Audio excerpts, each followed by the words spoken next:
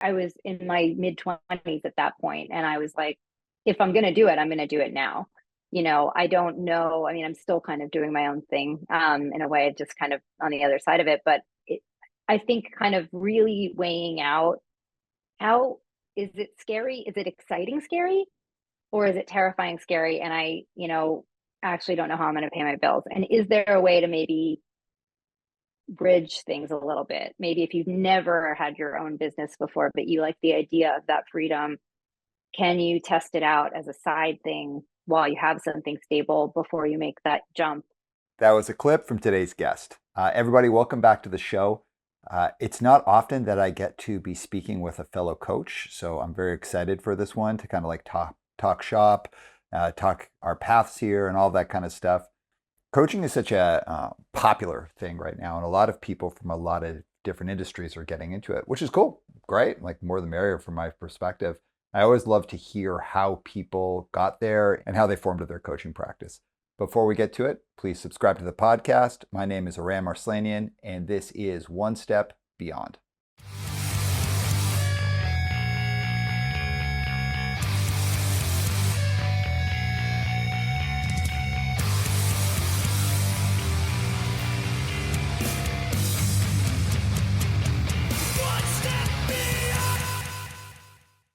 Marni, welcome to the show. Thanks for having me. This is great. Totally. Okay, so for the uninitiated, for those who do not know, who are you and what do you do? My name is Marni Wandner. I am a board certified integrative health coach. I've got a background of over 20 years in the music industry. So most of my clients are music industry professionals, musicians, creative professionals, entrepreneurs, because that's also my background. That's what I do. Heck yeah. Okay, there's so much I'm stoked to talk to you about. But let's just start with the fun stuff. Where'd you grow up? Grew up in South Florida, was born in New York and Queens, and and moved down as a baby to Florida. And from the day I learned that's where I was from, I was trying to get back to New York, and that's where I live I already had an idea of like a baby hitchhiking, like, get me out of here. This is So, not for me. so when was the attraction to music and working in the music industry? When that take hold for you? I started out my kind of adult career, my career graduating college and moving to New York and doing the whole thing as an actor. That was kind of my background forever. And that was the only thing I ever wanted to do and ever thought about doing. And I majored in theater. I moved to New York a little bit, graduated a little early, moved to New York, did the whole thing, did tours, did the indie films, did all the stuff, the extra work, the theater stuff, auditions. And one day I was like, I don't know if this is for me. And I had no idea what would be for me because I never had any other thought about any other career path. But I did always love music, and I had always kind of like liked helping out friends' bands and things like that. And I knew that you could be a music manager.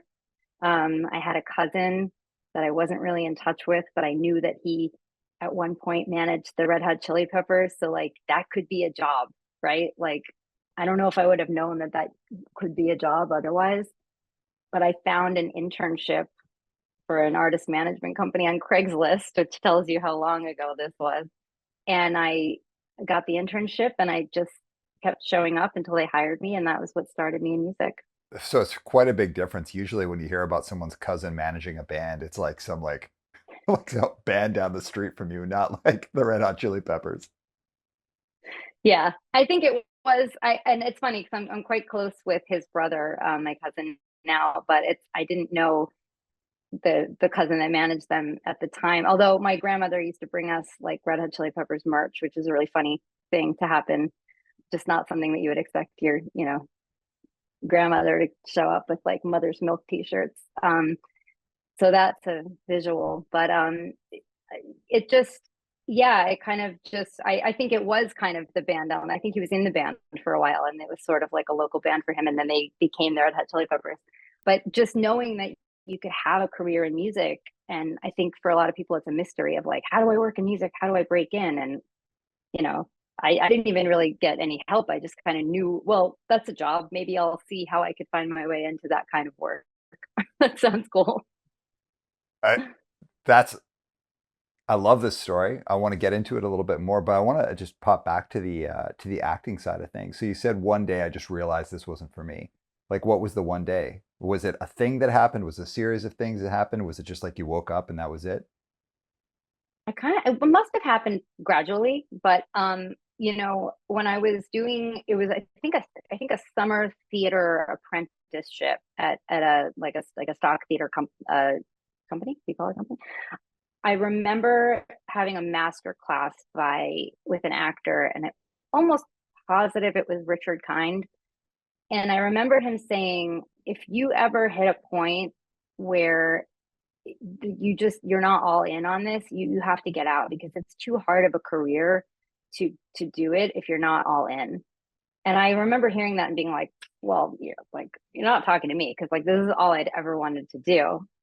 But then I guess it was a couple of years in, living in New York, doing the thing, working at a restaurant, trying to make it work and doing the auditions. I had spent 6 months touring a show that was fun, but it was like I didn't want to not be in New York. I wanted to be in New York doing the work. And I just kind of hit, I was doing commercial auditions, and you show up, you see the same girls that look like you every single audition. You're just kind of like, is this really what I want to do? I don't know. And I'd never asked myself that before. But I had I was just in a bad place. I was like kind of just mentally unhappy and healthy. And I kind of thought about what he said, and I was like, maybe that's where I am. And it was a hard moment, because like I said, I'd never ever considered doing anything else. Anyone who knew me said that that's what I was going to do. So I really didn't have like a backup plan. It's an interesting moment though, because that's like a real start again moment. And I think for a lot of people, the idea of starting again is more daunting than just staying in a thing and plugging it out and staying in a thing and just kind of slugging it out, even if you're not happy doing it. So, what was it about you that made you say, "Okay, I'll just do this next thing"? Because it seems like you were very willing to be self-reflective and take that leap. Yeah, I think I was quite young. I mean, I was probably in my early 20s. And I really think that thinking back on it, it was kind of like, let me try this other thing. And if I really miss it, then I'll come back to it. And I just never did. I kind of just kept going. Yeah, so it wasn't like a never again. It was let me try something else and I can come back if I want. Yeah. Yeah. I kind of just felt like I needed to try this other thing. And I tried out, I always loved writing. I thought for a minute, it wasn't just this clean, like, okay, I'm going to do this now. I spent Yeah. a few months kind of, I was writing for a newspaper. I was doing some writing for magazines. I started like a copy editing company. I sort of was trying to figure out what I wanted to do. And then I landed on the music industry. I liked the idea of being on the other side of the entertainment industry, but being in a different like vertical of the industry felt good. And I've always loved music so much just as a fan. So I thought this could be cool. For a while I was like, maybe I'll write about music. Maybe I would like to be a music journalist. So that was kind of maybe how I started creeping into it. Yeah, yeah. So my sister is an actor, and something that her and I have talked a lot about is the if you're going to do it, you got to be ready for constant rejection.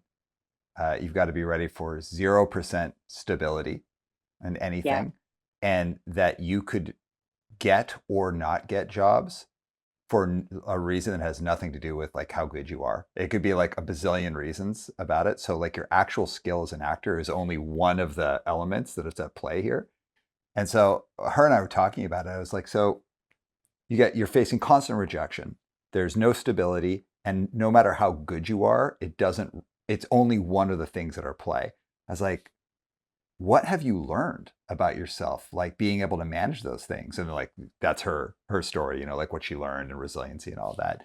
But you Yeah. now reflecting like all of those things, if you agree that with what my sister was saying about it, how do you think they've helped you in your career and building up your practice, both in what you did in music and what you're doing now? How did the discipline of acting help you? Yeah, I think what you said is spot on. And, yeah, the resiliency is you have to build it up to a certain extent, or else you would just be destroyed all the time. And I think, yeah, the instability thing, I think, is the thing that really killed me on the lifestyle of it, which is funny because I went into music like that's so stable, but and now I coach people that are like, music industry's crazy. I'm like, I know. Um it I guess that's kind of, I did learn a little bit about myself as a person, that I sort of thrive on that and like it. I mean, I became eventually very quickly in my career an entrepreneur. I don't think I could have said starting out that I would do that, but I think that's just what you, when you are an actor or you are an artist, you are an entrepreneur. You basically have a business and you are the face of that business and you are the product and you are, it's a service-based thing where your time is your money, and it's all of these things. So it definitely taught me that. I don't think I knew that in the moment, but certainly the resilience, certainly the looking at things from all angles and knowing like it doesn't all have to do with me. And even when I went to like hire people, at the company that I started, mm, I tell this to people all the time that are looking for jobs, because I remember hearing this as an actor and then feeling this as I went into being a manager and then, an owner of a company and hiring people, that people would be auditioning actors, and they I remember hearing like, they really, really want you to be the one because they don't want to do this anymore. They want to find the person that's right for the role. They don't want to reject you. And I felt the same when I was hiring people. Like, I really want this next person to work out because like I really don't have time. I just want to get to work. So that, I think, kind of just hearing that, maybe I didn't really understand that later on in my life, but I think all of those things sort of integrated themselves and helped me understand different aspects about what I do now. Um, yeah. So, do you mind if I share something about myself around being an entrepreneur? Yeah, I would love that. Okay. So, I grew up in the punk and hardcore scene, and my parents, when I was younger, they were super cool. Like, they let my first terrible band practice in the basement, and like we were like a band for like 3 years, so it was a long haul for them. Like, they really had to put up with a lot of bad music, and I think at the time they were doing it more just so they kind of knew who my friends were, and they knew what we were up to, like all the stuff. But I spent a ton of time playing in bands, touring, doing all that stuff, and as it kind of got in the way of me doing school or career stuff, my parents certainly weren't negative, but they'd be like, well, like you're going out and getting paid like $10 to play a show, like maybe you should go, like like go and have a stable job. Uh, but after a while, and especially when I went into my professional life, and especially when I went into the corporate world, both my parents were like, "Oh no, like your real training ground was not university; it was playing in a band. Playing in a punk band is 110% what sets you up to do your professional career." And then when I started Cadence, it's literally, of course, it's what I learned in school and what I learned at being a professional, but it was the 80% of what I applied was everything I learned playing in a punk band. That's it. So very similar to what you were saying about being an actor. It's like that kind of set you up to be an entrepreneur and to like build those things. That's what it did it for me, and still does it for me today. Yeah, I really agree. And I used to joke that, and people are like, "Oh, did you major?" Because I started a marketing company, and people, "Oh, did you major in marketing?" I'm like, "No, no." Or did you study marketing? I'm like, I majored in theater, like literally no other major, no minor. Like that was it. That's all I did. And I would joke like it's helped me so much, but it really actually did. And now looking back on, the training that I got just in relating to people. I mean, just in looking at like how you're taught to be present and be in the moment as an actor. It's not something that we're taught as human beings, weirdly. And a lot of my clients struggle with being present and holding, being in the moment in a way that helps them manage stress and even managing a team, working in music. That was really helpful too, to just understand human beings and understand personalities and relating to artists, like you're saying, playing in punk bands. touring, understanding the road, understanding how it is to be a creative. I don't know if I could relate to artists in the same way, having not had that experience as well. 100%. So you make this shift into the music world. So tell us about that and how that led to you starting your marketing firm. Yeah. So I took this internship at a really small management company. It was two guys and me. I was their assistant. I kind of expanded with the company. We expanded to four people, and then we got an assistant, and then I was the other manager. And it was great. It was such a good experience. I tell people all the time when they don't really know where to start. I speak a lot in music business schools at universities, and I always say if you don't know where to start in the music business, management is a great place to start because you get like this bird's eye view of the whole industry, and you can really see how it all intersects around a band. And I loved it. It was great. I just knew after a while it wasn't really for me forever, but I worked with some great artists. I got to work with, this was early 2000s. So I was working with Tracy Bonham, who I loved when I was in college, and Sunny Day Real Estate, who just started a project called The Fire Theft, another band called Further Seems Forever, and a couple other artists that, so a lot of them I'm still really close with. But I just was like, okay, this is good. I need to like move into something else. And I got really interested in marketing and PR. And actually, the publicist and this is kind of just, you'll probably relate as an entrepreneur that your life just kind of, you don't like apply for a job and get it and go work there. It's just like something happens and now you do this. Yeah. Is that kind of how things work Oh yeah. for you a little bit? Totally. Totally. Just total sidebar. That Fire Theft record is like unreal, like an unreal record. It's so good. It's still so good. Yeah. It's one of those records though that suffered by the how legendary Sunny Day Real Estate is, but so it's like it suffered by how legendary the other stuff they did was. It's like, dude, this record as just a standalone record is unbelievable, and how much more recognition it would have if the name was just Sunny Day Real Estate on it versus the Fire Theft. Yeah, that's a whole other podcast. But it is. My best friend Dave and I, he lives in Seattle. We talk about this record probably every couple of years and like go deep on it. It is an unbelievable record. It really is. And for me to like that was like my introduction on how to work in the music industry, was basically working on that record from start to finish. It was the first time I'd ever seen like, the label deal and like how it all came together. They were literally transitioning from being Sunny Day to being the Fire Theft, and seeing the tours being put together. And, it was wild. And I'm still close with those guys and just saw them play as Sunny Day in New York. And just, it's, that record still, people that know it, when I mentioned that I worked with them, then they're like, oh my God, it's just such an incredible piece of work. Maybe we will do a podcast about that record someday.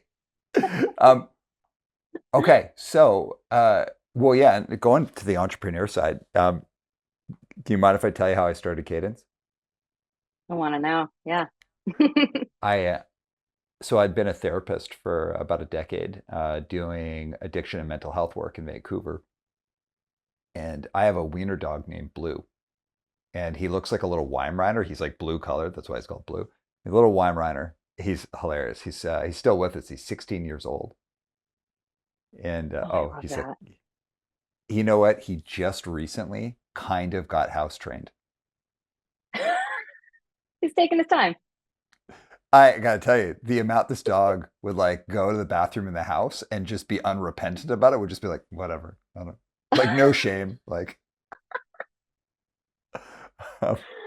but I was walking down the street with Blue, and I'd just been talking to this friend of mine who had gone through a pretty difficult period, and he was talking about like, oh, I'm trying to have a summer of yes. And I was like, well, what do you mean?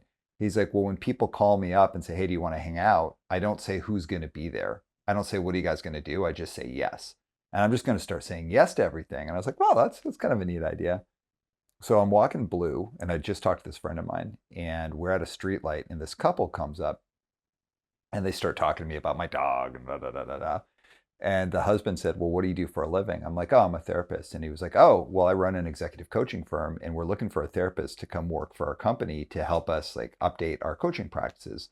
Would you be interested in interviewing?" And like, like you live in like a bigger city, like, you meet a lot of like people. I'm not like the guy that usually is like, "Why, yes, odd stranger that I just met. I would like to interview with you." But I just talked to this friend of mine. I'm like, "Yeah, okay, I'll interview." End up interviewing, da da da. I get this job in an industry, just as you'd said before, where you were like, "Oh, music management. I didn't know this was an industry. That maybe that could be my job." I didn't know coaching was an industry, and I was like, "Oh, yeah, maybe that will be my job." So I went into it, and instantly within 2 weeks, I was like, "Oh no!" Like I had joined an absolute madhouse. Like these people were absolutely insane. Like on day one, I was sharing an office with someone. On day one, the person I was sharing office with told me this insane, sordid sex story, sprayed me with perfume in my face, and then hit me on the head with their laptop case. Like I'm not even. This is like day one. I was like, I have come to work, and also the owner made me put his terrible painting up in my office. It was Oh so no. crazy. And this is a coaching firm. Um, Oh I wow. realized, it was so crazy. So I realized within 2 weeks that I had been tricked and I had been sold the idea that I was coming in as a therapist to do this stuff. But really, I was just a salesperson. And it was my first sales job I'd ever had. And I was like, well, I gave up my job, my union-based job at this community services place. I guess I'll try it. And so I worked there for not 5 days, not 5 weeks, not 5 months. I worked there for 5.5 years. And I Wow. I kind of found my pace. I found my place. I found out how to build my own coaching practice because they weren't really like coaches. They were more like public speaking training. It was Mm. almost like it was Toastmasters, but positioned as leadership training. Oh wow. I remember Toastmasters. It, yeah. So like imagine that, but like someone said, "Hey, we're executive coaches," and then you'd sit down to work with them on a business problem. They're like, "Well, let's look at our speaking notes here." It was so corny, Oh like not for me. wow. But I kind of built my own little coaching practice in there based on being a therapist. And I kind of developed my own approach and da da da. And it leads us up 5.5 years later. I'm like 3 conversations away from being a partner with the company. And I just could not do it. I didn't trust the owner. He was just like some rich kid that I think it's totally fine to grow up with money, but there's a difference of growing up with money and being a rich kid. And this cat was just a rich kid. And we had like a series of really shitty conversations all in a row. And I was like, I just can't with this guy. And we had this big bad conversation. We part ways. And that's how I started Cadence. All my clients found out that I wasn't there anymore and they all started getting in touch with me and they said, "Well, what are you going to do?" And I said, "Oh, I've got a new company." And they were like, "Well, what's it called?" I said, "I don't know. I have no idea." Well, what are you gonna what are you gonna offer? I'm like, well, coaching, but more the style of coaching I do. I'm not gonna do what they do. I only do what I do. They're like, "Okay, great. Well, how much do you charge?" And I was like, I don't know, less than them, I think. And that's how I started Cadence. And it's like 8 years later, we got 30 people who work for the company. We're like international now. It was literally, as you said earlier, it's like, as an entrepreneur, you don't necessarily pick what you're going to do. It's sort of like you start a path and then it unfolds before you. Sorry, I know that was a long story, but like the idea that like what I thought I was going to do, which was I was going to work as a therapist for like 40 years and just move through community services into a private practice versus starting my own business and then like this business specifically and where it's gone is like a totally different thing. And it was literally like a day by day journey.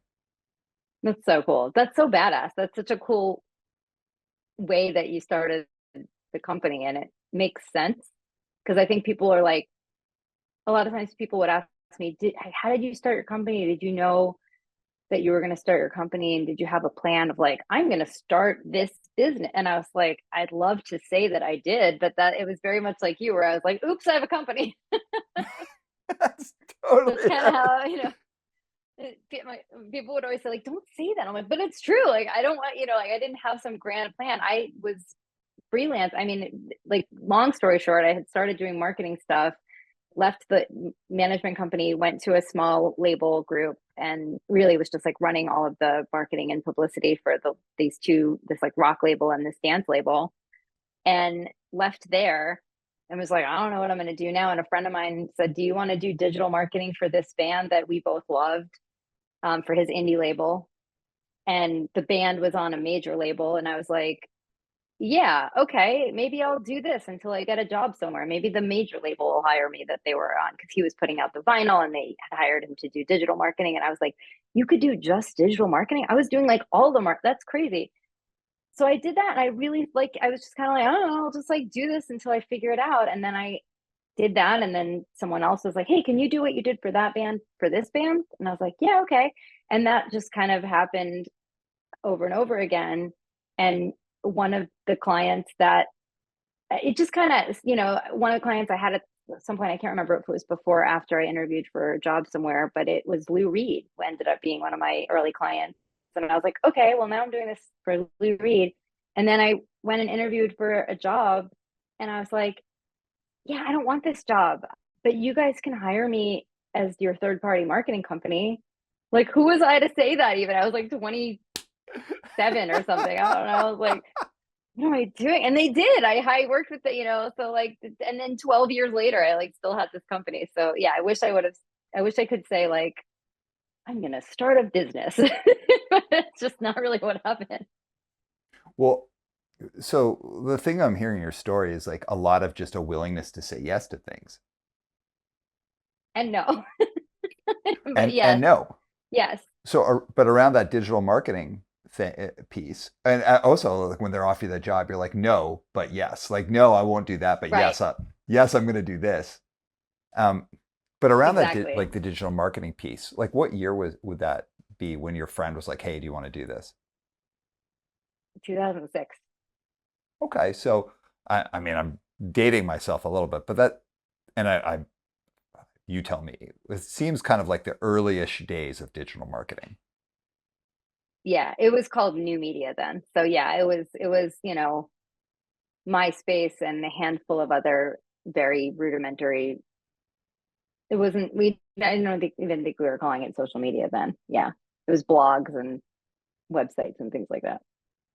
So the willingness, that your willingness to just go into what ended up being an emerging industry, but being like, you basically went into almost like a third career there, where you're like, yeah, okay, I'll do this thing and I'll figure it out. It's the figuring out piece that, because like a lot of people want to go into something that they understand because it's been mapped out and there's like guardrails and there's a way of doing it, and it's not that they're not willing to work hard or take risks or anything, but they want their world to be a little bit more like mapped out and predictable, where you're very Hmm. willing to, as a contractor, go into an industry or go into a space that you didn't really have any experience and that also didn't have a long history, so it wasn't well understood, and figure it out.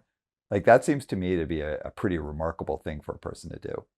It's funny that you say that, because yeah, so one thing was, when I was at the label, I really did kind of fall in love with the digital side of things, and they sort of didn't see that importance the way I did. So I was really kind of craving to go into that.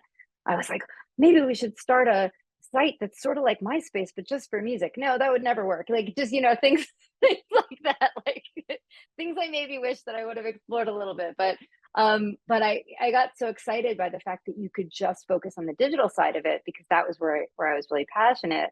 And then, to your point, it's funny that you said, about the figuring it out, because once I did start my company and like gave it a name and was like, okay, now I do have a company and I'm hiring people and stuff.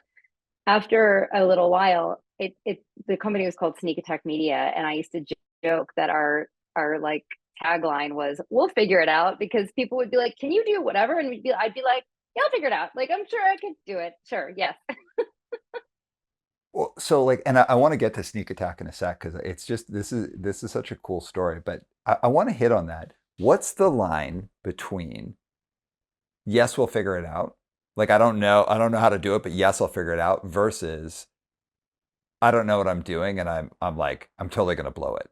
Like, what's the difference between being like basically like a con person who's just trying to get in and get stuff versus like, yes, I'll figure it out and like I trust that I'll actually be able to do that.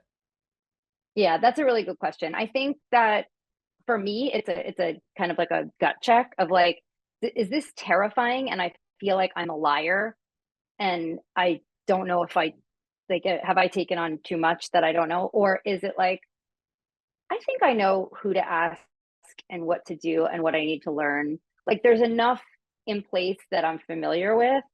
There's maybe some filling in the gaps of some knowledge. Maybe it's hiring somebody that knows more than me about something, but I think we can do this. But I never would take something on that I was like just completely out of my element. That would have been, I think, too scary for me. I do like taking risks, but not like that. Like I don't think I could have just been like, yeah, we'll put on a festival. Like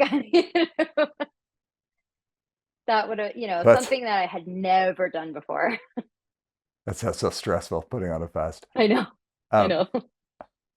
I, also let's pop back to that when you were offered this job and you're like, no, and what I'll do is third party. Like tell us about that because like that's again a real interesting one. The idea that people, because at the time you were just doing contracting work and you were being offered something stable and predictable, but chose instead to do something else. Why that? What happened in that moment?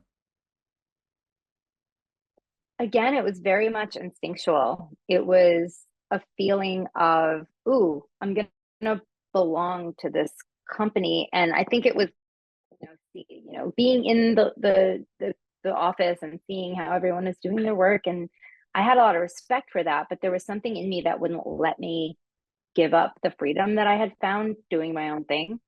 Freedom has been a very big core value of mine forever. And so there was like, yes, there was the stability, but what I would give up to get it was not worth it for me at the time. And I also kind of had this feeling of I have to give what I've started a shot. I don't want to give it up so quickly. I don't want someone to be like, you're going to work with these bands. I want to be able to be like, I want to work with this band. And so that was kind of the deciding factor. And I was looking, and then part of me was kind of like, am I making a huge mistake? But it took me into this whole other chapter of my life. I know you had mentioned you do quite a bit of speaking at music schools and for people who are going down that path. Any advice, and not for that audience, but also advice for people early career or even mid career who are kind of at that crossroads of do I choose comfort and predictability? So the comfort of a stable and increasing paycheck and the predictability of a workplace, even if I don't love it and I don't have that freedom and power to control my world. So if they're at the crossroads between choosing that and taking a risk and choosing freedom and creativity, any I know the romantic thing is like choose freedom and creativity, but like just from a practical space and like career growth, any thoughts, anything you'd share with people who are early or mid career? Yeah, I think, I mean, really kind of taking stock of what you can do, like really like, in do you have a family to support? Do you I was in my mid 20s at that point and I was like, if I'm gonna do it, I'm gonna do it now. I don't know. I mean, I'm still kind of doing my own thing, in a way, just kind of on the other side of it. But I think kind of really weighing out how is it scary? Is it exciting scary? Or is it terrifying scary? And I, actually don't know how I'm going to pay my bills. And is there a way to maybe bridge things a little bit? Maybe if you've never had your own business before, but you like the idea of that freedom, can you test it out as a side thing while you have something stable before you make that jump? Because I think a lot of people do think, oh, I'm really good at this thing. I'm going to start a company. And they don't realize that running a company is a whole different thing. Like people used to ask me, is it hard to start a company? You'll probably relate to this. And I'm sure people ask you this too. And I would say, I would love to hear your answer to this too. But I would always say, no, it's easy to start a company. It's hard to run a company. God, so hard. Like so hard. Starting a company is like you and I could start a company by the end of this podcast. Totally. But keeping it going and profitable and, keeping people happy and keeping the work coming in and, meeting expectations and growing and scaling. And that's hard. So Super consider hard. all of that when thinking of the freedom. I love what you just said there. I'd like to add something to that I get asked a lot. Someone said to me one day, I just kind of like, it wasn't meant mean. It was someone who was in a time of their career where they were facing a lot of rejection. And I was kind of given some like, maybe a bit of a pep talk too, like, come on, like whatever. And they said to me, it's like, well, of course you're going to say that. Everything comes so easy to you. And I was like, what? What did you say?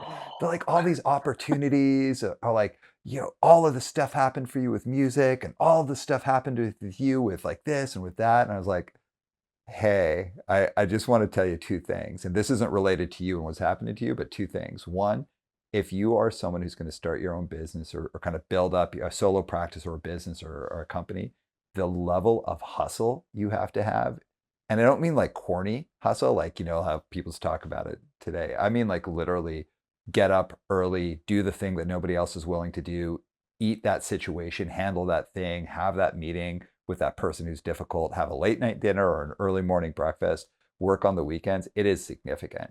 And it's only after years of putting in that kind of work that you start getting kind of like the connective tissue of getting a lot of opportunities at once. Before that, it's like one opportunity here, months, another opportunity there. It's the building of a network that requires so much work. That's thing one. Thing two, you can put in all the work and you can do all that stuff. If you're not actually good at what you do and have an ability to be reflective and get better at it over time, then the thing that you're going to do is going to fail. You have to have some core element of being somewhat good at what you do before you can start a successful solo practice or anything. And good intentions and a desire to do it is not enough. You literally have to be good at what you do and then have an ability to grow. I'll never forget that conversation. I kind of laughed like, things come easy, how hard I work. But it doesn't seem like that to people who are just adjacent to you. Like, they're kind of like secondary, third or fourth relationships. Like being a solo practitioner or an entrepreneur or starting a business is crazy hard work, including the hard work of being like, holy shit, I don't know how to do this, but I'm going to figure it out. Yeah. Yeah. And I mean, it's like I guess it's in every industry, but the overnight sensation where people are like, oh, like that person just, and I would, as a marketing person, I'd have bands and artists come to me all the time, be like, I just want to like put a song out on SoundCloud and get famous, like such and such artist. And I'm like, okay, let's have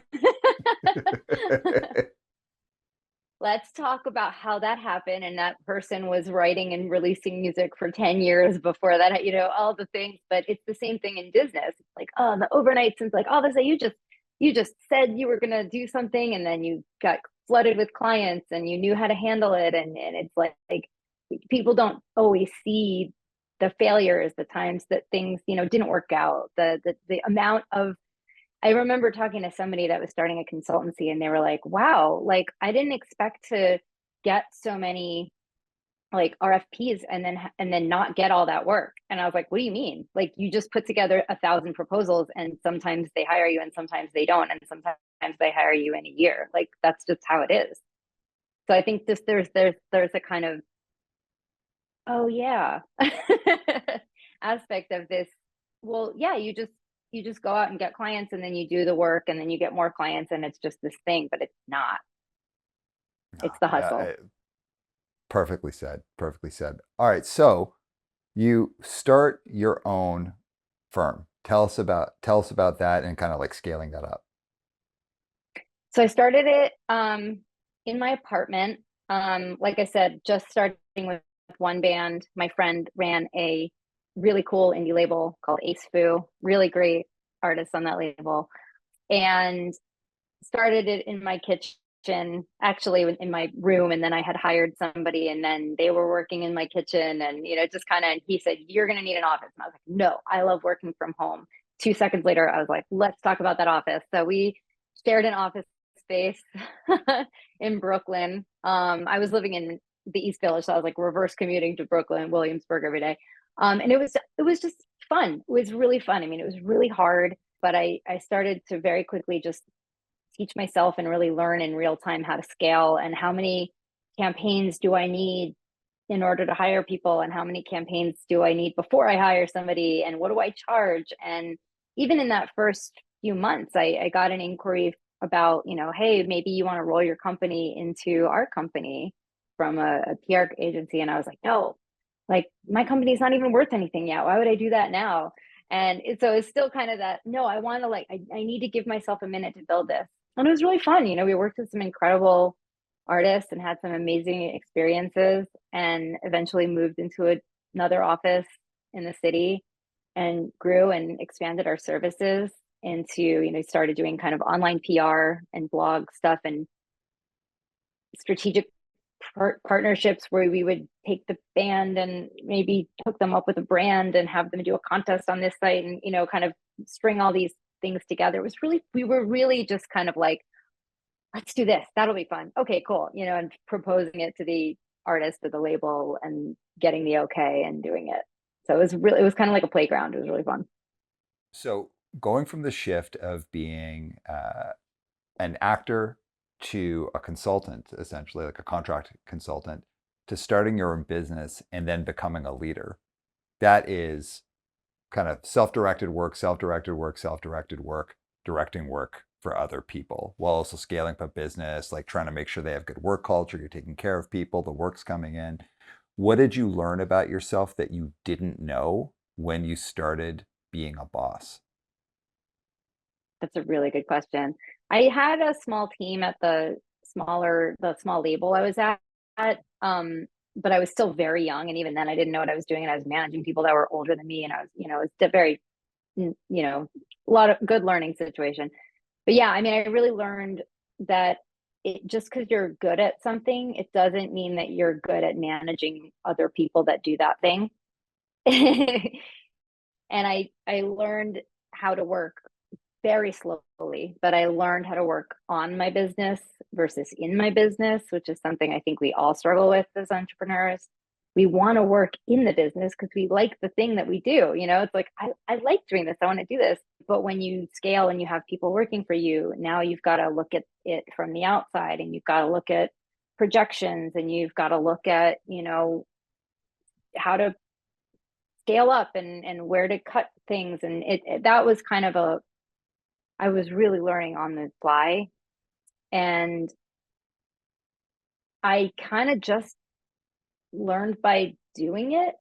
I had some friends that also ran companies, so I was lucky that we could kind of compare notes a little bit and just go like, what do you do with this? And my accountant that I still use to this day was the accountant that my boss at my very first job in music at the music company used, and he was the accountant for all of our bands, and any band I ever worked with, he was their accountant, and he's still my accountant for me and my husband. And that was great because he answered a lot of questions like, how do I incorporate, and what do I do about taxes, and all the things that you don't think about when you you just want to kind of work for bands and do creative projects. So it was very much a learning experience on the go. And as I kind of built the grew the company and expanded, and it just, yeah, it was. And then even just like you were saying, the culture, I just sort of looked at other companies, and I looked at the two whole companies I'd been at before starting my company, and thought, well, what's the culture I want to convey, and how can I ask questions to make sure that I'm doing as good of a job as I can to make everyone feel safe and happy. And I didn't always, succeed at every aspect, but I like to think that I asked enough questions to make people feel like they could always come to me with, issues they were having. And we had a great time. And I was grateful for the teams that I had over the years, because that's the other thing that I've learned, is that when you have a company, it's all about your people. That's the whole thing. Yeah, totally. I want to go back to something you said. Well, I want to hit on two things. It sounds like your accountant has been, was, and has been somewhat of a mentor to you. Yeah, I think yeah, because those are things that I didn't know that I didn't know. Mhm. he's so kind in his sharing of information. He's never like, "Oh, I can't believe you didn't know that." He's really a good person in terms of how to explain things, or it never feels like I'm annoying. I'm always like, "I'm sorry, I have this really stupid question. I should know this." He's like, "No, it's really hard to understand." So shout out David Kameny. He's the best. But yeah, it was really helpful always having, and I trusted him. I think that was the big thing, because I saw how he worked with my first company. And, even early on when I was the assistant, he would be like, "All right, here's the paperwork for all this stuff. You know what to do." Like he just treated me like an adult, not like, "Oh, you're the assistant, so you don't know what you're doing." That I think really I kind of appreciated that. So, and you also mentioned you had like kind of a peer group, friends who had started companies around the same time. Did you have any other mentors, either kind of like I guess unofficial, like people who just kind of played that role, or people who were like, "Let me and mentor you"? Like, so as you were coming up, did you have any other mentors in your professional or personal life? I think I was really lucky that I had met so many cool industry people early on that, like David, didn't treat me like, "You're new here, like you don't know what you're talking about." They really kind of were open to listening to my ideas and questions.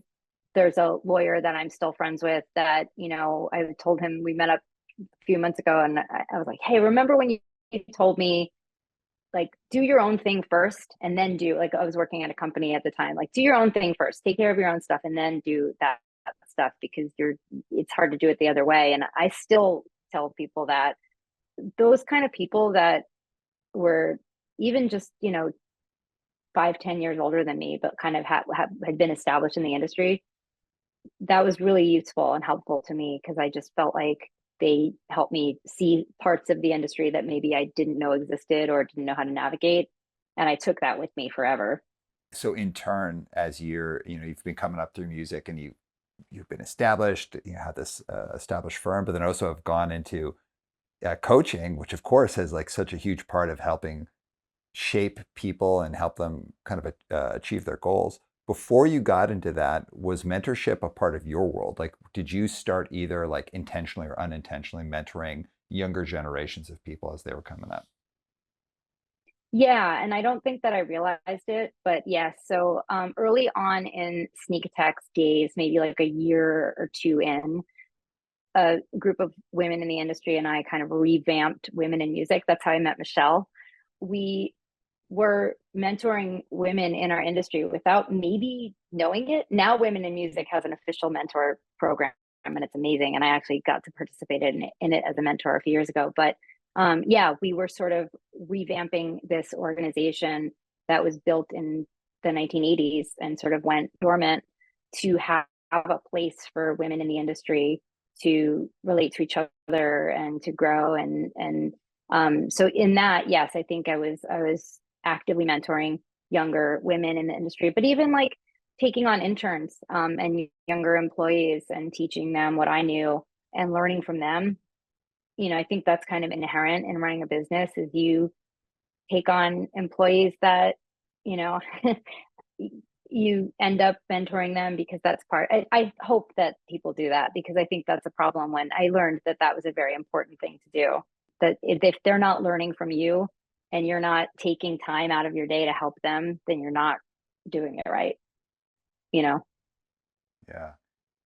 Any advice for people like at any port of their career, from any industry, any advice for people about how to seek out a mentor, or even like the benefits of mentorship? Hmm. I mean, in any industry, I guess there's different programs and stuff. So if you kind of look up, I'm sure that lots of industries, I know music and entertainment have a lot of things that are put into place. But I would say, if there's somebody whose career that you've been following for a while, and you really admire what they do, to approach them, because, people are very, very busy. But if they have time and space, even if it's, half an hour a month phone call that you can have with them, or something, to just have some well prepared questions to ask them. I think even the busiest people do, have can make space to give back, and help someone that's really passionate about what they're doing and has been closely following what they're doing. So I think reach out to some people that you admire, that are within reach, maybe.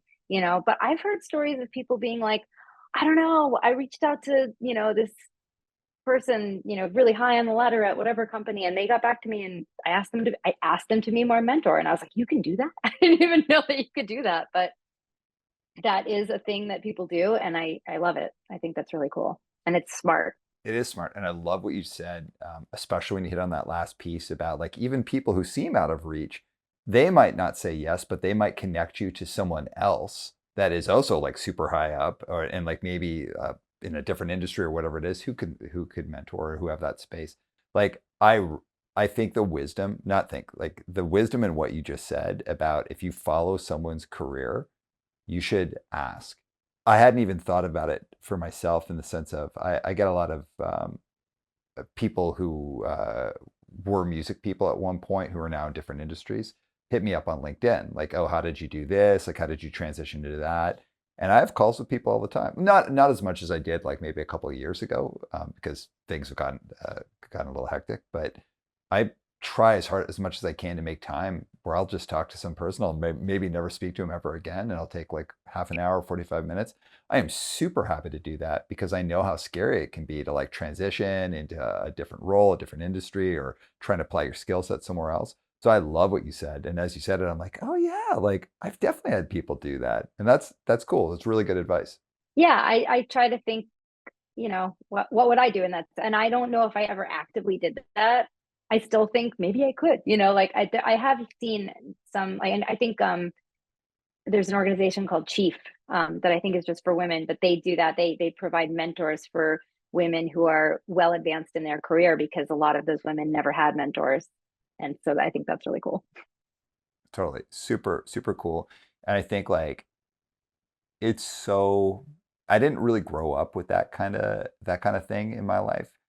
Um, so for me, having any level of mentorship has always been like, oh my gosh, really? Like, wow, thank you so much. And I've always been reticent to ask. That's just such sage advice. So what happened with Sneak Attack? What led to you going into a different career path? And the short story is that I sold it to a larger agency, and I went in house there and ran their marketing department for a few years, and it was amazing. The sort of other story is that, while I was running Sneak Attack, I've always been interested in wellness and, alternative therapies and all kinds of things like that. But I never thought about it as a career. But I experienced a pretty intense burnout about probably 7 or 8 years into running my company. And I really didn't know what to do. I didn't really at the time know, like, do I go to a doctor? Like, I'm not okay. It wasn't just like, oh, I'm tired. I was like, all aspects of me were not well. And I was like super, the biggest my staff had ever been. I was traveling all the time. I had more clients I'd ever had. And all I knew how to do, to your point, was hustle and keep going. And I didn't want to let anyone down. So eventually I started working with, a naturopath, and I did a bunch of research, and I found an integrative psychiatrist. And I thought that sounds interesting to kind of just figure out, like, is there something like mental health going on? Is it physical? And I got a bunch of blood work done, and I, figured out that I was like really deficient in a lot of vitamins. And, I learned how to like manage, regulate my nervous system, like things that were not on my radar as a business owner in the music industry in my 20s. At that point, I was in my 30s, but yeah, I just was like, oh, right, my nervous system. Okay. So I really did a lot of work on that. And once I started feeling better, I was so grateful too that I didn't have to, like, I know a lot of people that burn out and they like have to just take a step back and leave what they're doing. I was able to continue what I was doing and just kind of recalibrate. But I really wanted to help other people. And I was like, well, I like become a doctor? I considered becoming a therapist. I was like, how do I, what do I need to learn and get, skilled at, or for, go back to school for, to do what I want to do. And I really wasn't sure at the time. And this was 2013, 14. And I had discovered wellness coaching. I did not know that that was a thing. So I did a year-long program while I was running my company, really loved it, learned, integrative nutrition, health coaching, all aspects of that. And that was kind of something that I did under the radar while I was running Sneak Attack because I didn't want people to be confused. Is she a health coach? Is she running a company? Does she do marketing? So I just sort of, if you knew, you knew, and was coaching people quietly. But when I sold my company, I started being more vocal about it and, be doing workshops and panels about wellness in the music industry. And, that's when it sort of became, oh, Marni does this. Yeah, that was like the turning point. There's so much I want to unpack here.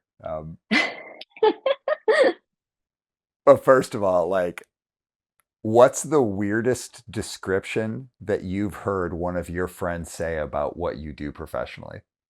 Oh, that's a good question. And sometimes when I'm in like a social situation and someone goes, "Oh, this is Marni. She's a," and I don't say anything because I'm so curious what's going to come out of their mouths. And like, she's a, I mean, people will usually use the word coach. Um, I'm trying to think of what kind of description. I think people just kind of use all of the words that I just described, but like in maybe some order that maybe makes sense or not. Like she does integrative wellness. She's a coach, holistic. Like she'll tell you what probiotic that. Like she just, they'll kind of just figure out how to say it. But yeah, it's getting easier. But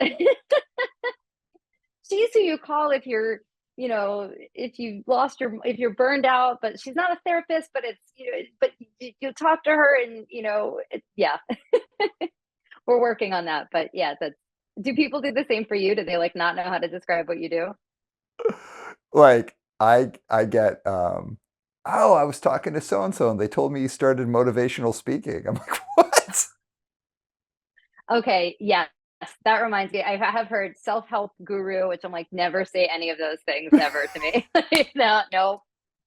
Somebody did say that to me at South by Southwest. Hey, I heard you're doing like self-help guru stuff now. And I was like, that's, we need to talk. That's not it. Totally. I had another person who's been like, hey man, I hear you're a leadership influencer now. I was like, how dare you? Don't How dare you? like, I mean, there's elements of if you're putting anything online, you're obviously like trying to be part of a conversation and influence thinking. And there is a part of like speaking in front of people and inspiring a way of thinking. But both of those things, I'm like, these are two opposite poles of awful. And I don't want to be near either one of them. I don't want to be there. Yeah. Yeah. I have gotten like wellness influencer. I'm like, no, I mean, I post on Instagram about wellness. I am absolutely not an influencer. That's, thank you. I don't know how to respond to that. Please don't say that. I've got a difficult question for you, a hard question, or maybe you won't find it hard at all.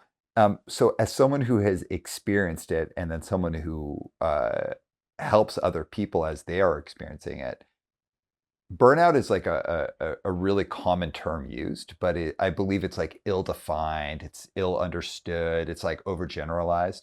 So, from your perspective, could you explain what burnout is for people and kind of how it can impact people? Yeah, I think it is. I mean, it's very much become a buzzword. When I went through my burnout, nobody used that term. It was like 10-ish years ago. Um, I always describe it as a physical, emotional, and mental depletion, a feeling of you're trying to give more than you have.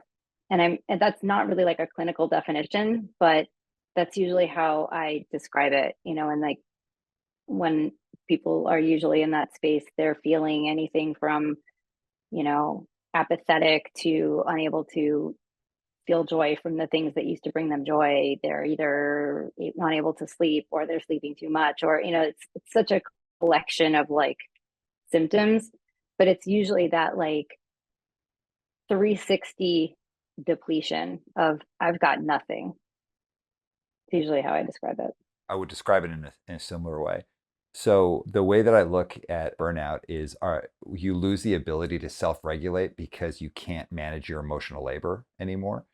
And just for the listeners, just so I could go in on it. So emotional labor is sounds terrible, but it's actually a good thing. It's that like imagine anything that irritates you in the day, or not even irritates you, anything that like is a provocative incident, and it could be good or bad, but it elicits an emotional response.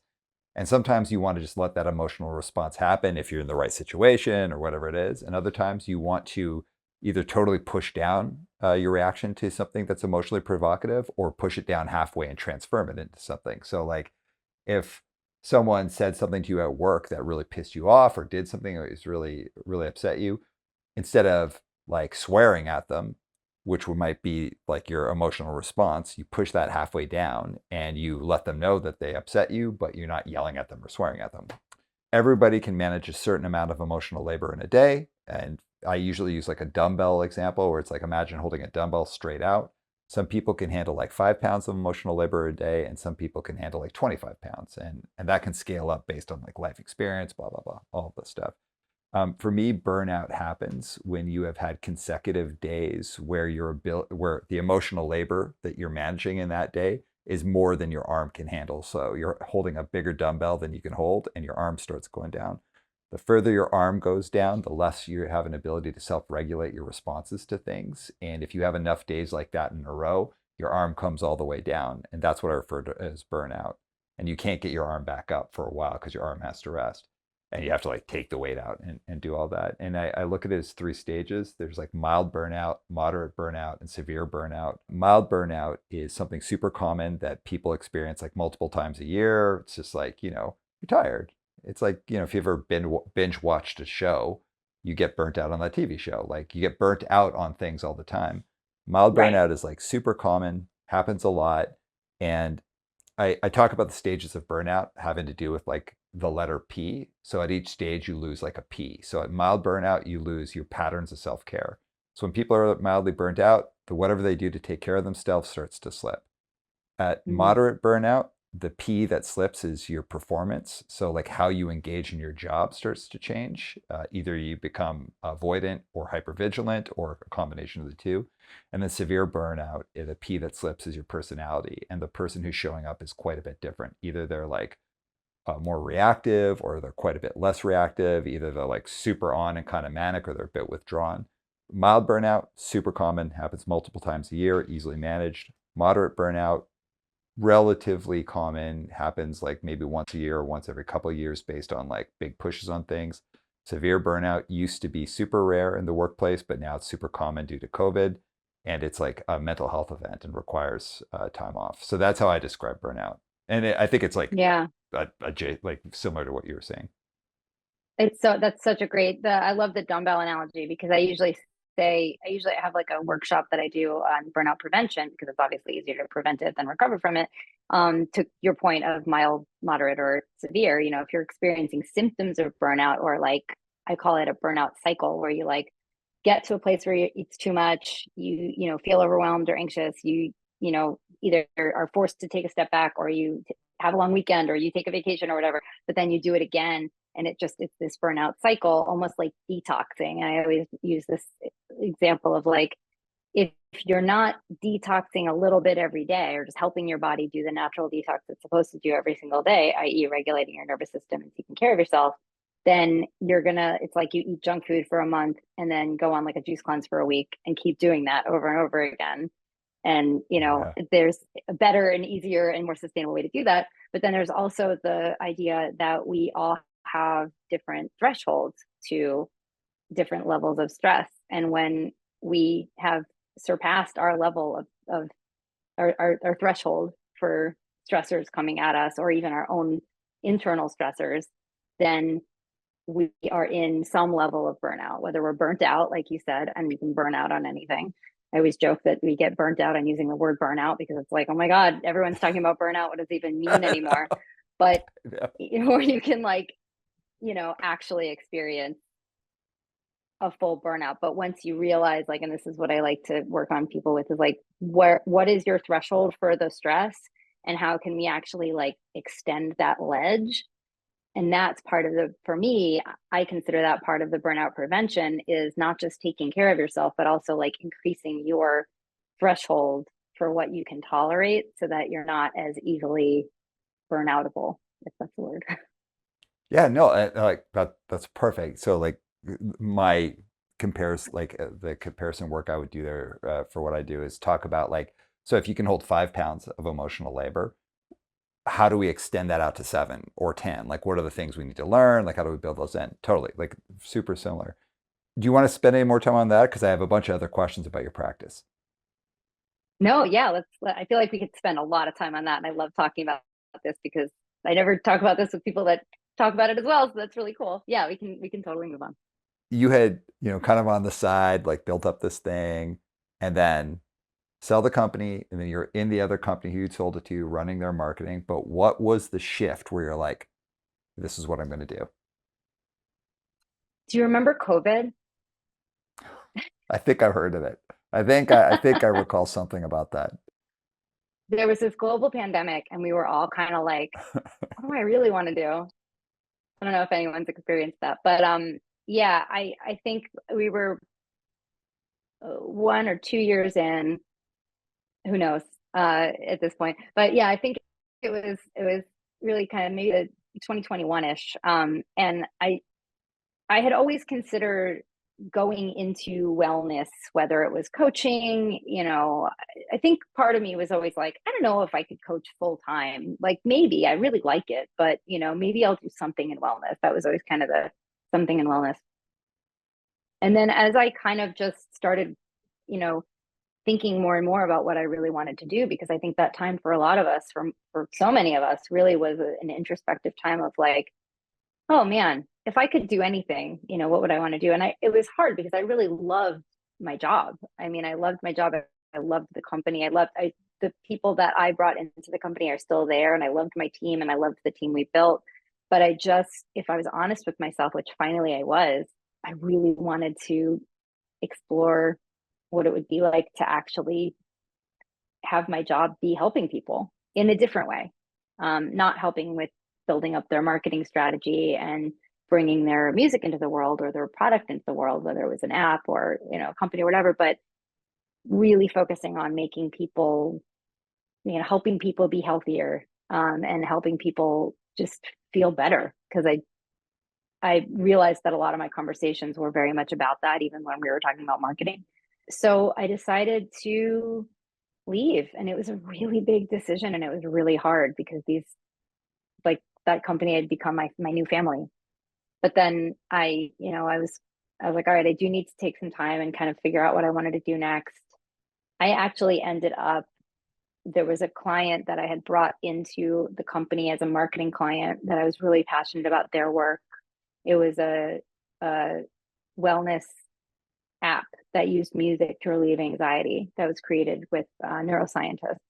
And they ended up hiring me as their CMO, and I helped to, build up the app and market it. And that was such an amazing experience because it was like a really cool bridge between my music life and my digital marketing life and technology and wellness. So I did that for about a year, but I was building up my coaching business and figuring out what that would look like. And then after that sort of stint, I ended up kind of unveiling myself as, okay, I'm actually doing this now. So it was a gradual process. So, coaching is a ill-defined, ill-understood thing. And, as we mentioned earlier, a ton of people are just like getting into coaching and calling themselves coaches. And again, like more the better. I'm fine with it. It's like I think the people who are really good and have a solid approach, they'll be able to do it for long term and create great practices. Those who don't, well, it's no big deal. But one of the things that I joke about a lot with people that I know is that like if you ask people who call themselves a coach, what is coaching? How's it different than being a mentor? And then what's your approach? You're going to get 9,000 different answers. So, from your perspective, what is coaching? Coaching to me is a partnership between the client and the coach, in that it's my job as a coach to help you find the things that are already in you that you just kind of don't know where they are. I sort of liken it to, and sometimes I do say this to clients, it's like there are things that you can't find and they're in your house. We have to trust that they're in there, but I'm going to help. Even if I know where they are, I'm not going to tell you. We're going to go together and find them and figure out how you can, use those. And those are your strengths. Those are, the things that you need to access to meet your goals. And whether those things are like to be eating better, or I have confidence issues or limiting beliefs, or it's my job to not tell you where they are, but to help you find them for yourself. Yeah. I love that. What a great descriptor. So what's the difference between mentoring and coaching? I think mentoring, you're modeling your experience a little bit. You're giving advice a lot more than when you're coaching. I think a lot of people, when they come to coaching, they want advice and they want to just tell me what to do, just tell me what to eat, just tell me what to say, just tell me what to think. And that just doesn't last as long as when somebody has a breakthrough of why they, for years and years and years, have been doing something one way and it doesn't work anymore. So when you are looking at a mentors maybe are, well, this is what worked for me, and these are the people that I met, and this is how I did this, and I can introduce you to people if you want, or this is what I would say to do in this situation. Whereas a coach, first of all, asks more questions than tells more things. So it's, mostly evoking and question asking, and very, very seldom actually offering advice or suggestions. And I think a mentor sort of, like I said, models something of, this is how I got here and this is what I learned along the way. Great descriptor.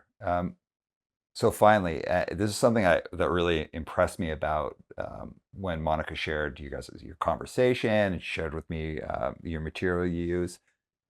Very often when I speak to coaches, and I don't mean this as a slight to anyone because it's totally not intended to be. There isn't always a body of work that they apply to it. It's more just Mm. kind of like, oh, we'll just see where the conversation goes. Where you have, and I don't want to say this for you, but it seems when I was looking at your stuff that you have actually a much more a very specific approach to your process. So what's your approach to coaching?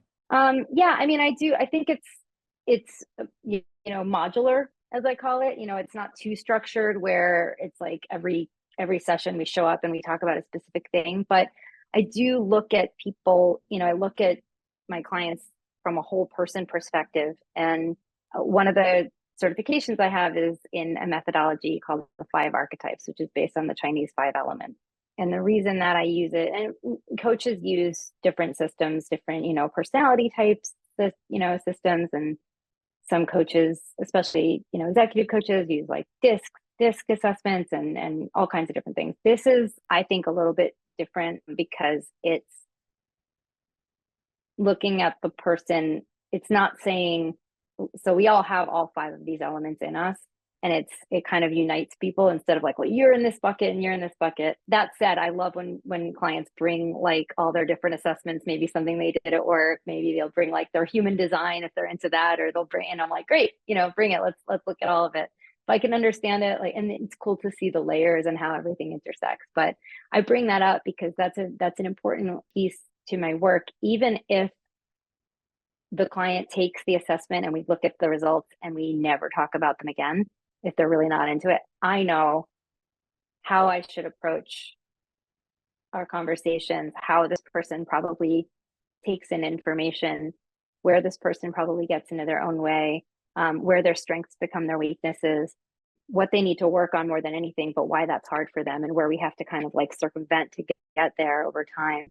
So that's kind of part of my structure that I use. And then I would say the other kind of body of work, as you said, is sort of looking at things from mindset, nutrition, physical activity, sleep and rest, and mindset kind of being the bucket, sort of maybe supporting all those other things.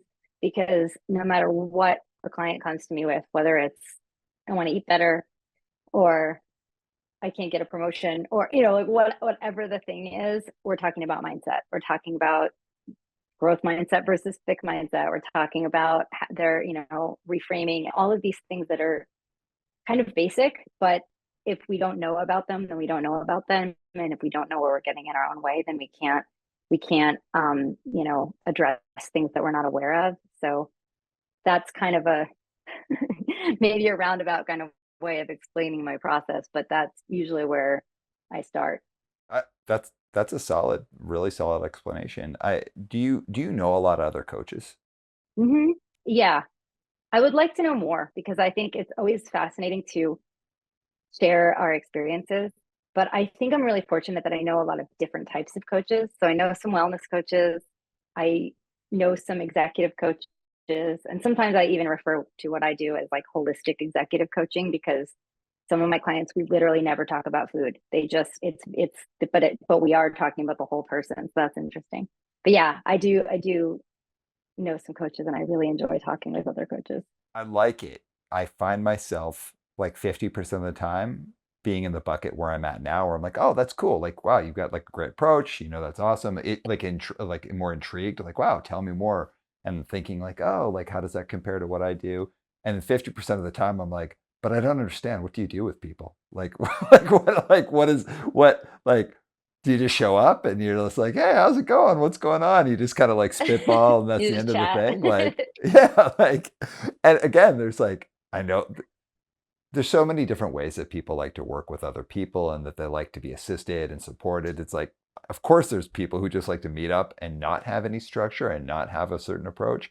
And they love that. And there's other people who want to approach. And some people want stuff that's like very, very structured and like that whole spectrum of things. But it is like a 50-50 mix for me where like, again, half the time I'm like, whoa, that's super cool. Wow. Like I'm really intrigued by your process. And other times I'm like, what do you do? Like where, like literally you just seem like you're hanging out. Which maybe that is their process, and maybe it attracts a certain type of person that they get a lot of results from that. I feel the same Totally. way. Yeah, that's cool. I don't get it. Awesome. Like, great. Totally. Totally. Just like there's types of music I don't get. It's like, cool. You're into that. That's awesome. That's like, I don't get any Totally. enjoyment out of that. Okay. Yeah. All right. So something that you and I were kind of chuckling about a little bit earlier on before we started recording is the question that I love getting asked when I'm meeting with a new client. Either it could be a one-to-one client, or if we're doing like a bigger contract and we're dealing with like a learning group or their internal development group, we get asked the question, well, how do we know it's going to work, or how are we going to measure success? So how do you handle that when you get asked that by a client? I actually really like when I'm asked that by a client. And it's very similar to when I was doing marketing because there's a lot of ways to measure success. And unless you know how someone is going to measure their success or their progress, you can't know which direction to go in. I've had clients where you can't assume, like, if when I was doing marketing, does the client want, are they only going to be successful when they get X amount of Instagram followers? Or do they just want like this person to post about them? Or do they just want, how do they qualify success? So it's very, very similar with coaching. And I mean, I have my clients fill out like a whole questionnaire before we start. And that really kind of gives me some insight into what they look for in terms of success or goals. But I usually ask back to them, how will you know that we're successful? What are you looking to change? What's the vision that you have for yourself in the next 3 to 6 months that you'll be like, if I can feel or do or be this, we've done it. Because if we don't both have a collective vision of what that is, we don't know where we're going and we can't put together a plan. Amazing. So now that you've been on this coaching journey, I know that you work with like a variety of clients, but they do tend to be more centered into kind of like the music or the creative space. Is that correct? Yeah, I tend to say that my clients are generally creative professionals. I think because we are a unique species. We have to think differently. We have different types of lives. Things aren't as cut and dry as, it's like, oh, well, the wellness people say to go to bed at the same time every night. Okay, well, my band goes on at 11 o'clock and I've got a 9 a.m. meeting. Like, how's that going to work? So, you know things like that resonate with either the music industry, but also I have clients that are designers, writers, And it's every day is different. We have different challenges. And also, like I said, entrepreneurs as well. So I absolutely consider creative professionals. 100%. So in my time playing music, and I was just talking with, are you familiar with the YouTube channel Punk Rock MBA? No, but I need to know about this. What is it? Well, it's my friend Finn McKinty, who I've known since I was like pretty young. He was like a corporate professional, just like anyone, and he always liked music. Like he liked like music that we all liked, but he always liked music that everyone would make fun of him for. So he liked like Christina Aguilera and Pantera, right? Like he Love was that. the guy. So much respect He for was the that. guy. Totally. And and people would always kind of, I don't know, always. He would do these zines that were like super strange, and like he would do interviews that were like kind of fun, like kind of uncomfortable and kind of funny. He was just like always this super interesting guy. And for a while he did a website called Stuff You Will Hate, That sounds where he would familiar. just I am 100% positive that during your time you've come across it. Like it was kind of during the MySpace era, and he would highlight bands that, like, just bands that everyone was like, this is the like actual garbage, and he would he would find what was good about it and That's like so cool. talk about it. Totally, it was amazing. It was like a blog, and he would like talk about it and be like, "Do you remember the band? I don't know if you ever heard of a band called Attack Attack." Yes. Yeah. Yeah. So like when they put out their very first video with like their original singer, he like brought that to like hardcore, like in terms of Oh like, my look at this. God. And I remember people just being like disgusted, like, oh, how dare you highlight this garbage. And like he was really, and he wasn't doing it tongue in cheek. He's like, this is what's daring about it. This is what's interesting about it. Like, hey, this is why, like, okay, cool. You like Youth of Today. Like, what are you, too much of a wimp to be able to like step outside of your frame and see how creative this is? And like, That's awesome. just, Finn is like an amazing guy, and is just always marched to his own tune. Anyways, that was a very long explanation to say that he does a YouTube channel called the Punk Rock MBA, and he is just this fascinating guy where he talks about music and breaks it down. He's always got this really deeply interesting take on it. Him and I were texting yesterday, and we were talking about people in music and how both him and he's still very involved in music. I'm much less so. How music can be this incredible thing for people. And this is like amazing, not just as an audience member, but as a creative, it can be this amazing thing.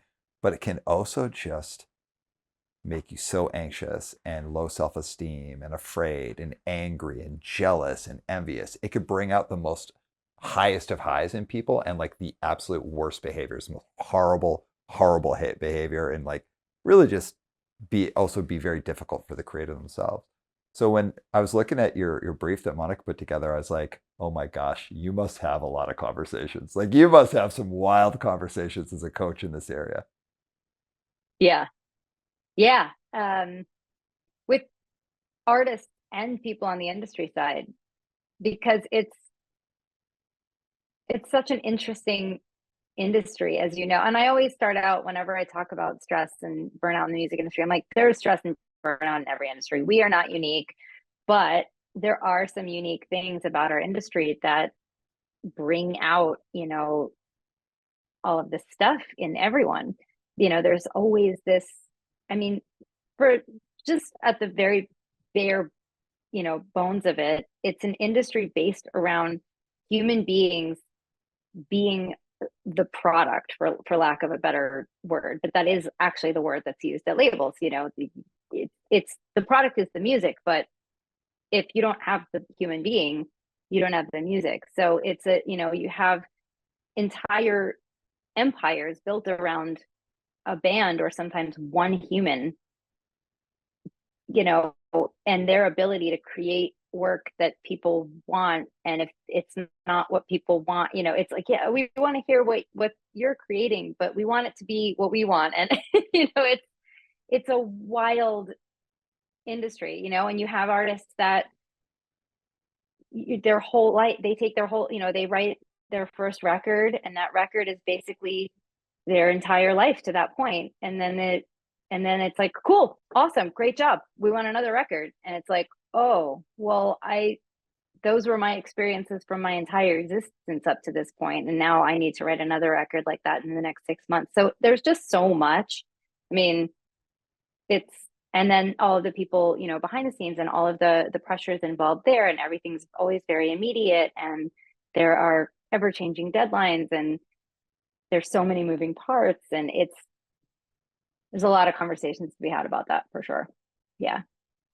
So my question, because I realized I hadn't actually posed a question, is how do you manage the line between coaching people and like holistic coaching? And I really like your approach. I think it's like really, really cool.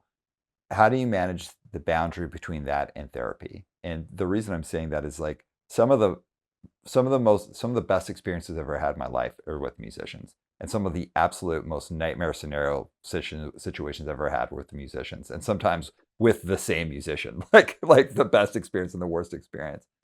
It is an area that I think is prone to like a lot of people feeling great depths of depression, anxiety, poor behavior, and all that. So how do you professionally manage that line between being a coach and a therapist? Yeah, it's such a great question. And I was talking about this with a therapist who works with musicians a couple weeks ago, because they were like, aren't you frustrated that your scope only goes so far, and there's a point where you have to say, like, that's out of my scope? And sometimes, yes, and when I do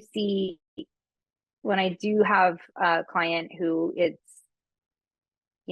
usually apparent even from our first conversation, or from what they fill out before we start working together, there is a mental health condition. I have to make sure that they're working with a therapist as well. That is just a non-negotiable for me, because if somebody is experiencing things, or they're on medication, or something like that, I need to know that it's being managed by a mental health professional, and then our work can be supplemental to that. So we can work on, we can look at nutrition. We can, I'm not even going to make suggestions on supplements. I'm going to say, well, this is something that you can look into. You can talk to your doctor about this. You can do some research on it if you feel like it's, something that might help you, and that it doesn't conflict with anything else that might be interesting for you to look into. So it is sometimes a line to walk, but I generally draw the line at, actual mental health conditions like anxiety, depression, like extreme anxiety, depression, things like that, and trauma. So if we're getting into talking about trauma, not that we never talk about the past, but our work is generally focused on, okay, here's where we are and here's where we want to go. We will, of course, talk about, like, where did these stories start? What, where did we kind of start these behaviors and things like that? And are they serving us and things like that? But once we get into kind of where a therapist, where a trained licensed mental health professional would need to take over, I'll usually say, this is something that you should talk about with your therapist, or, kind of scale it back from there. But it happens every so often. And it usually happens with somebody that's already seeing a therapist. So I can kind of refer back of, this is something that you should probably, let's talk to your therapist about that. Heck yeah. Awesome. All right. As we're heading towards the close of the interview, I'm going to go into what we call the crucial three, which is going to be 3 scaling up in difficulty questions. But before we get into that, is there anything you want to explore, anything you want to ask, anything you want to pop into the conversation? Well, I would like, from your point of view, as somebody who's, an entrepreneur, who is a coach themselves, running a business, do you have any sort of maybe performance-based wellness non-negotiables in your life? For my own life?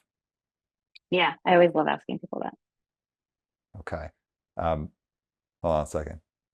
How personal can I get? The most important relationship in my life is my wife.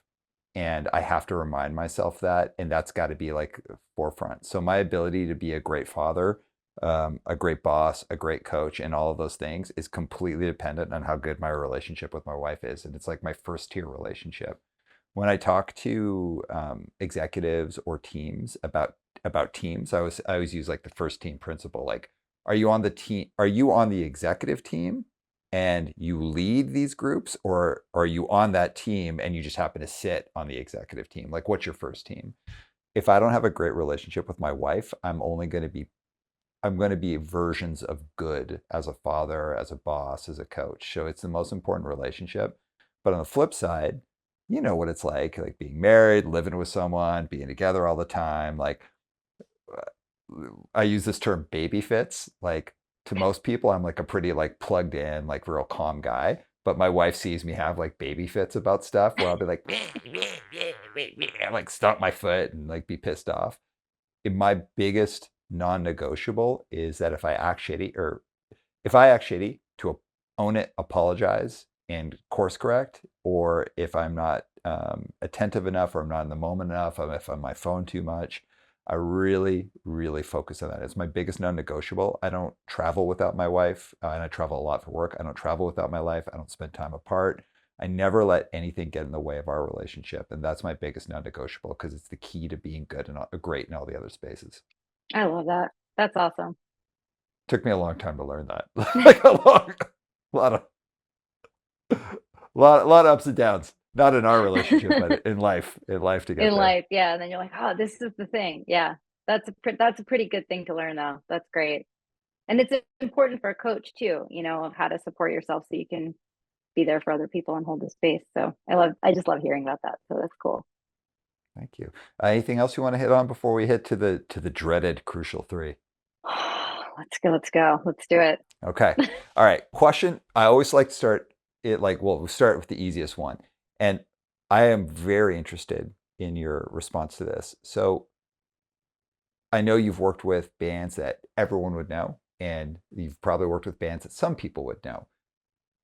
And this doesn't even have to be bands that you've worked with necessarily, but are there any bands that you either love or have worked with or know personally? Like, what are three bands that didn't get the attention, the shine, the moment that they deserved to get from your perspective? So, three bands. What are three bands where you're like, they should have been this, but they just didn't have their moment? Oh man. Oh God, I could think of tons of things. I mean, and I don't know if it's not even that some of them didn't have their moment, but like something happened and the industry went a different way or whatever. I'm probably going to start back with some of the early bands that I worked with, but I think the second client I ever had at Sneak Attack was a band called Annuals. They were like all over the blogs. They were blog darlings. Remember when that was a thing? They were so good, and they were really young. And the lead singer Adam was such an incredible songwriter and musician.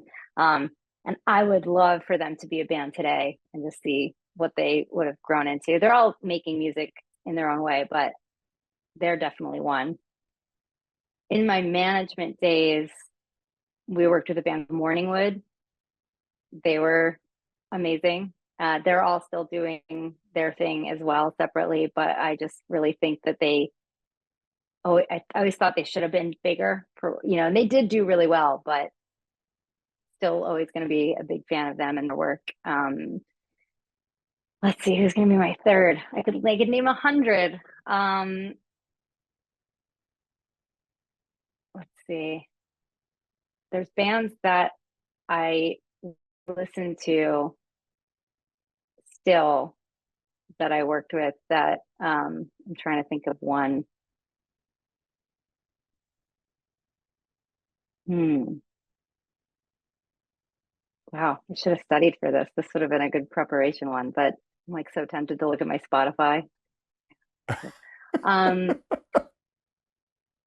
I probably worked with like over 1,000 bands with Sneak Attack, and it's like thinking back to all of those bands that just you know never got past a certain point. I'm gonna say my very first client. with at Sneak Attack because I really loved them, and I would say so. They're a Canadian band called Priestess from Montreal. I don't know what they're up to now, but they were so good. And these are bands that they all did really well for themselves, but are they, were they household names? No. And I think that they're all awesome. So check them out. I got a joke for you. How do you know if a band is Canadian? I don't know. Don't worry, a Canadian will tell you. I was gonna say, don't worry, they'll tell you. If we have like a director or an actor or a writer or a musician that does anything of note, it will be the like, oh, have you heard this band? Yeah, they're Canadian. They're Canadian. Like, they're Canadian. They're Canadian. Like, oh yeah, I really love Kids in the Hall. Well, they're Canadian, right? Winnie the Pooh. I feel like I do that having worked with so many Canadian bands. Like, well, they're and then when I'm talking to someone who is also Canadian, I'm like, well, they're Canadian. Do you know them? Totally. Wait, Mike, did you say Winnie the Pooh? Winnie the Pooh's Canadian. Winnie the Pooh is Canadian? Wow. I would have thought English. He went to England. He went to England. He got bought in Ontario by a soldier on his way to England in the First World War. Whoa. How do you know this Winnie the Pooh trivia? This is fascinating. There is a Canadian heritage moment on it. No one you can be sure will take very good care of the bear. You are noting that it's the official mascot of the 2nd Canadian Infantry Brigade? Yes, sir. So long, Winnie. You be a good girl while I'm gone. Why Winnie, sir? From my hometown, Winnipeg. We used to have these Canadian heritage, like little commercials. Oh my God, really? That's amazing. All right. Are you ready for question number 2? That was the easy one? Oh my God. That was the easiest. That was the easiest. Okay. This one is wherever you want to go, whatever you're comfortable sharing. So your career has been this kind of like ever scaling leap of like, I'm just going to leap and I'll figure it out before I land. I'll stick the landing. I'll figure it out as I go, which I love. I absolutely love. I think it's one of the coolest parts of your story. In this space now, being a coach, it's an interesting thing because people trust you with a lot.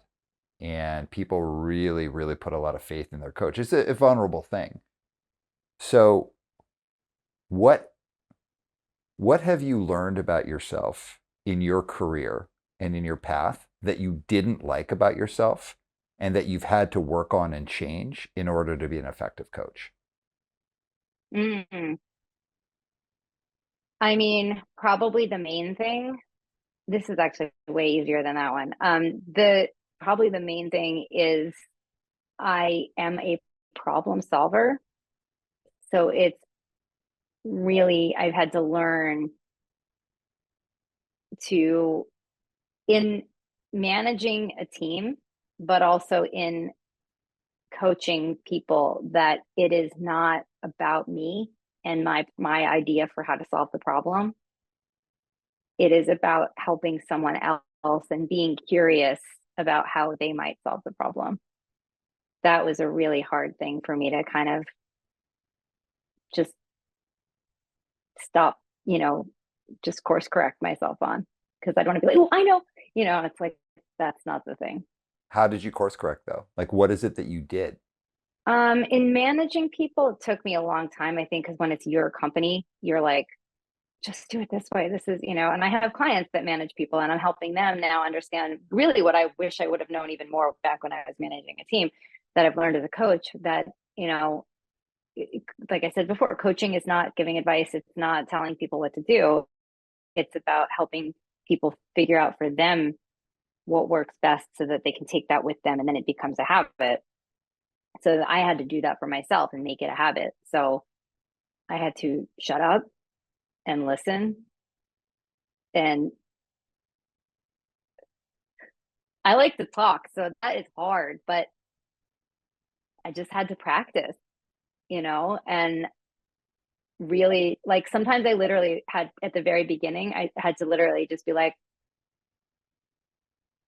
don't say anything, because I'm not going to help, and like, really, I'm sure you've had this too, some of the greatest generative moments come from when you just do not say anything and you just let the person in front of you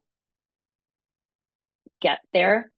So just because they're not talking, it doesn't mean that they're not, forming some sort of really huge revelation or breakthrough. And the minute I talk, I can ruin that. So it's really up to me to just like let them do that and be there to kind of hold the space for them as they work through that moment. Heck yeah. All right, you ready for the last one? I think so. Well, you said the second one was easier, so now I'm like, okay, I got to really tell you. This might be hard, it might not, but I instantly wanted to know this. So I love the question that you use with clients when they say, how do I know this is going to work? And you basically flip it. It was like, well, how do you know if it's going to work? Like, what does success look like for you? So let's think about your career now. And who knows, maybe you'll have another career, but let's just assume this is your career and until you're ready to do something else. What does success look like for you? How will you know you've been successful as a coach and done something that truly is meaningful to you? That is a hard question. My favorite part about coaching is seeing people be able to celebrate their progress and their success and be able to recognize what it means for them to change and grow into a place where they didn't think. Like I had a client the other day who said, oh, I think this isn't as hard as I thought it was going to be. Because our work is just helping people sort of shift the mirror a little bit and see it from a different angle of, oh, that's it? Okay, maybe that'll take practice, but I thought I was going to have to like change my whole life. So I think that's in a way success for me, doing that as my job, as a gift, and being able to do that for people that can sustainably incorporate that into their lives. And maybe I don't even know about it, but they help other people do that as well, either at work because of the people that work for them or with them, or in their families or in their relationships. But that is really cool to me. And if I can help somebody, flip their behavior or flip their mindset, and then they can take that with them for the long term and help other people do the same, that's really freaking cool to me. Heck yeah. All right. This has been a super, super cool conversation. I had a ton of fun with it. Any last thoughts, anything you want to shout out or anything you want to say as we're closing off? I just want to thank you for having this chat with me. It's so fun to talk to another coach and nerd out about this stuff. This is really, really cool. Thanks for having me. Heck yeah. All right. So we'll have all your information down below on the episode. Thank you so much for your time. And everyone, I say this a lot, does everyone need a coach all the time? No. There's all sorts of times in your life where you're just like, great, you're totally kicking butt, you're doing good. And there's times where you might want to think about how you push yourself, how you grow, how do you go into that next thing? How do you hold up a mirror? That's a time for a coach. And there's nothing wrong for getting help, whether it's through a mentor or through a coach, or just pairing up with someone that you know. But doing it on your own all the time isn't always a recipe for growth. So with that, keep pushing yourself, and I'll look forward to seeing you next time on One Step Beyond. One step.